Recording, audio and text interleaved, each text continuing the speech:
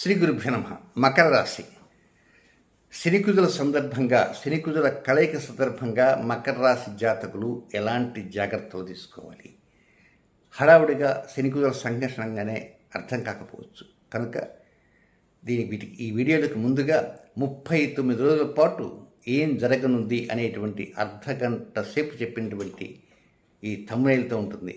ఏం జరగనుంది అని ఆ వీడియో చూడండి, పూర్తిగా అర్థమవుతుంది. ఆ తర్వాత ఈ వీడియో చూడటానికి ప్రయత్నం చేయండి. ఇంతకీ ఏమిటి సంగతి అంటే, 2024 మార్చి నెల 15వ తేదీ సాయంత్రం 6:08 కుంభరాశిలోకి కుజుడు ప్రవేశించాడు.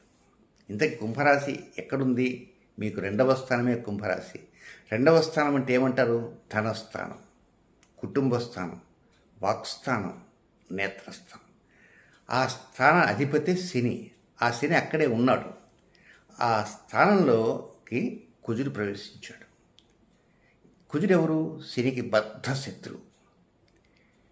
ప్రవేశించి ముందు కదులుతూ ఏప్రిల్ 10వ తేదీన శని కుజుల ఒక బిందువు దగ్గరికి వచ్చేస్తారు. అంటే ఫైనల్ పాయింట్ అది. కుంభరాశి మొత్తం 30 డిగ్రీలు ఉంటే అందులో 20వ డిగ్రీ దగ్గర శని ఉన్నాడు. ఆ 20 డిగ్రీ దగ్గర శని దగ్గరికి కుజుడు చేరతాడు. ఆ తర్వాత కుంభరాశిని వదిలిపెట్టి వెళ్ళిపోతాడు. అది నెక్స్ట్ మంత్ ఏప్రిల్ 23వ తేదీ ఉదయం 8:28 ఐ థింక్ చైత్ర పూర్ణిమ అనుకుంటారు రోజు. ఆ రోజున వెళ్ళిపోతాడు. అంటే మొత్తం 38 రోజుల 14 గంటల 30 నిమిషాలు, టోటల్గా 39 డేస్. అయితే దీని ప్రభావం ఎంతెంత కాలం ఉంటుంది అనుకోవచ్చు. ఇది ప్రపంచవ్యాప్తంగా మెయిన్ రాజకీయ వ్యవస్థ మీద ఉంటుంది. మీరేమైనా రాజకీయ రంగంలో ఉన్నారా? Take care. ఇక రాజకీయ రంగం మీద, ఆర్థిక వ్యవస్థ పైన ఉంటుంది. దీంతో కక్షలు, కార్పణ్యాలు, భూకంపాలు, టెర్రరిస్ట్ యాక్టివిటీస్, సంఘ విద్రోహాలు, ఇవేవో రకరకాలు ఉంటాయి. మీరు వాటి గురించి కంగారు పడద్దు. అవి జరుగుతుంటాయి, ఎప్పుడు జరుగుతుంటాయి. బట్ రాజకీయ రంగంలో ఉంటే మాత్రం కొంచెం అలర్ట్గా ఉండటానికి ప్రయత్నం చేయండి. రాజకీయ నాయకుల అదృష్టాలు, దురదృష్టాలు ఎలా ఉంటాయో ఇది తెలుస్తుంది. ఇక నెక్స్ట్ ఈ ఏప్రిల్ 8వ తేదీన పాల్గొన అమావాస్య, శోభకృతనామ సంవత్సరం పాల్గొన అమావాస్య. ఆ రోజున ఒక సంపూర్ణ సూర్యగ్రహణం జరుగుతున్నది. అది భారతదేశంలో కనపడదు. 4 నిమిషాల 32 సెకండ్ల పాటు జరుగుతుంది. అది భారతదేశంలో కనపడకపోయినప్పటికీ దాని ప్రభావం కొంత ఉంటూనే ఉంటుంది అనుకోండి కాసేపు. నెక్స్ట్ ఏప్రిల్ 9వ తేదీన ఉగాది, క్రోధినామ సంవత్సరం ఉగాది. ఆ ఉగాది పంచాంగం మనకు తీశారంటే సంవత్సరానికి రాజు కుజుడు అంటాడు. అంటే సంవత్సరం అంతా రాజు పరిపాలనిస్తూ ఉంటాడు కుజుడు. ఆ సంవత్సరానికి మంత్రి ఎవరు? శని. రాజు కుజుడు, మంత్రి శని. ఈ 2 గ్రహాలకి అక్కడ పదవులు వచ్చేసాయి. ఎప్పుడు పదవులు వచ్చాయి? 9వ తేదీ పదవులను అలంకరించారు ఉగాది రోజున. పదవులు అలంకరించిన 2వ రోజే ఈ ఇద్దరు బిందువు దగ్గర కలిశారు. ఈరోజు పదవిని అలంకరించారు, రేపొద్దున కొట్టుకున్నారు. మరి కొట్టుకున్నప్పుడు పదవి నుంచి తొలగిపోయారా? పోదు. పదవుల్లోనే ఉన్నారు. ఎప్పటిదాకా ఉన్నారు?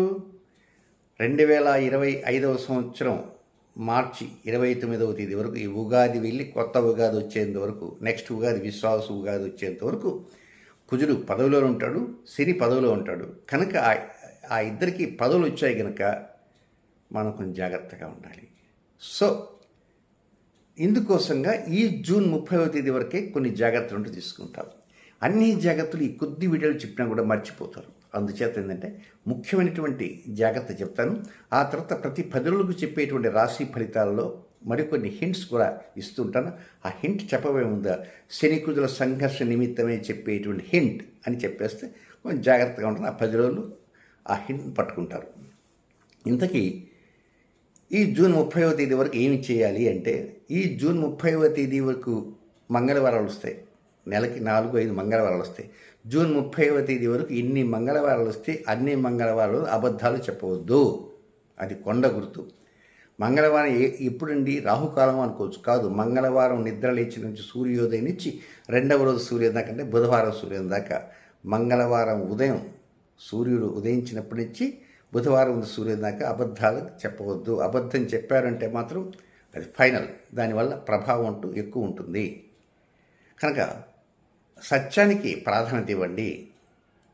ఎందుకు రాజు ఈయన మంత్రి కనుక సత్యానికి ప్రాధాన్యత ఇవ్వండి. ఇది మొదటి జాగ్రత్త.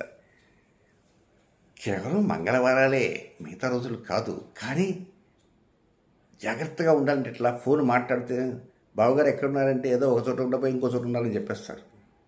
ఎక్కడున్నారంటే పలానా చోట ఉన్నాను చెప్తే సరిపోతుంది.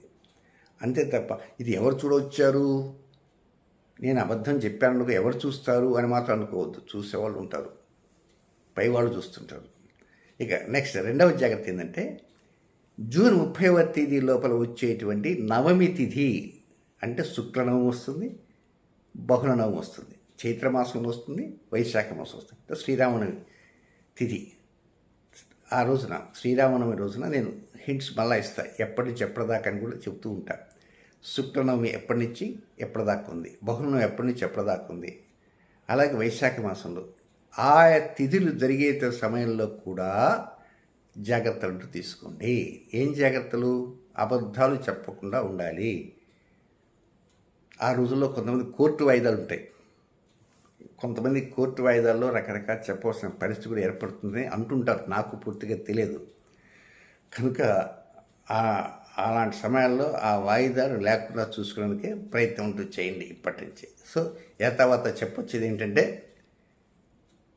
రాశి ఫలితాలు ప్రతి 10 రోజులు చెప్పే రాశి ఫలితాలు వినండి. దాంట్లో హింట్స్ చెబుతుంటాను. ఆ హింట్స్ జూన్ 30 వరకు వర్తించాలని చెప్తాను. దీనికి తోడు ప్రతి మంగళవారం అబద్ధాలు వద్దు. అలాగే శుక్లనవమి, బహుళనవమి, చైత్ర వైశాఖ మాసాల్లో శుక్లనవమి వస్తుంది, బహుళనవమి వస్తుంది, వైశాఖ శుక్లనవమి వస్తుంది, బహుళనవమి వస్తుంది. ఆ విధంగా జూన్ 30వ తేదీ లోపల వచ్చేటువంటి శుక్లనవమి, బహుళనవమి తిథుల్లో కూడా కొన్ని జాగ్రత్తలు చెప్తుంటాను. అబద్ధాలు చెప్పకుండా సత్యానికి ప్రాధాన్యత ఇవ్వడానికి ప్రయత్నం చేయండి. దీనివల్ల డెవలప్మెంట్స్, ఆర్థిక లావాదేవీలు, కుటుంబ వ్యవహారాల్లో మీ యొక్క వాక్ పటిమ పెరుగుతుంది. మీ మాటకి తిరుగు లేకుండా ఉంటుంది. కనుక శనికుజల సంఘర్షణ చాలా ఎక్కువగా ఉంది కనుక పైకి ఎలక్షన్ కోడ్ కూడా వచ్చేసింది. కొంతమంది నాయకులు ఉన్న పలంగా అరెస్టులు చేస్తుంటారు. వాళ్ళు అరెస్ట్ చేశారే, ఎందుకు చేశారు, బుద్ధి లేదు, అది లేదని కొంతమంది చించుకుని ఉంటారు.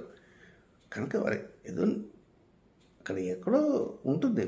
కొన్ని సమస్యలు ఉంటాయి, కొన్ని తప్పులు ఉంటాయి, కొన్ని ఉప్పులు ఉంటాయి.